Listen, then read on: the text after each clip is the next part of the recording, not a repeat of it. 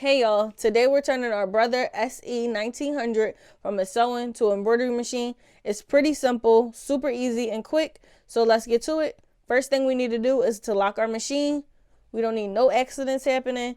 Then we're going to grab our kit that our machine came with, and it's a little washer tool in here. Well, I like to call it a washer. One second.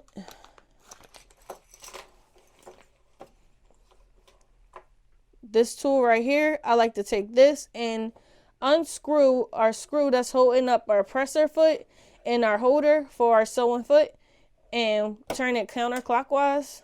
When you do that, it should relieve the sewing foot, and you just pull down the thing that's holding. You just pull down the holder for your sewing foot. After this, you need to pull out your embroidery foot, and it should be in the accessories kit right here down at the bottom. So I'm gonna just put back my things really quick.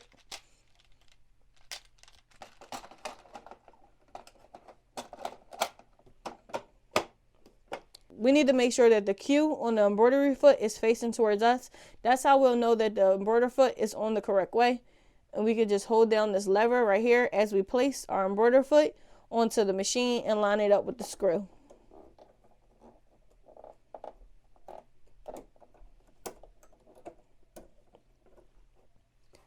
Once the foot is on there, we'll take our washer and we'll tighten it up clockwise.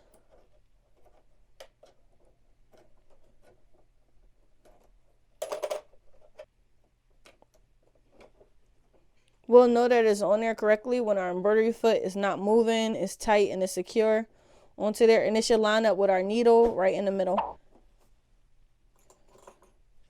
Now that your embroidery foot is on, you're now ready to replace your accessory bed for your embroidery bed. During this part, I like to turn my machine off so that nothing happens.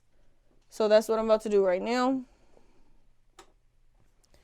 Then I'll pull the latch down at the bottom of the sewing kit to remove it. And then I'll go grab my embroidery bed.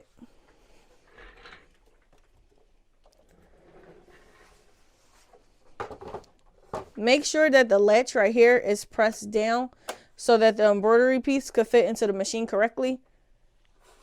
At this time, usually you have to add a little pressure for the embroidery bed to go into the machine, but that's okay.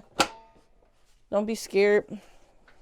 Then I'll turn my machine back on. It's going to have a lot of loud sounds and movement, but that's okay.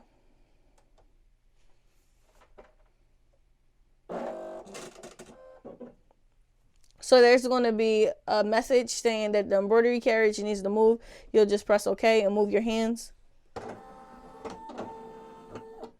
Once everything is set, you can now hoop your machine. Also, you could thread it. I'll have a video on that later.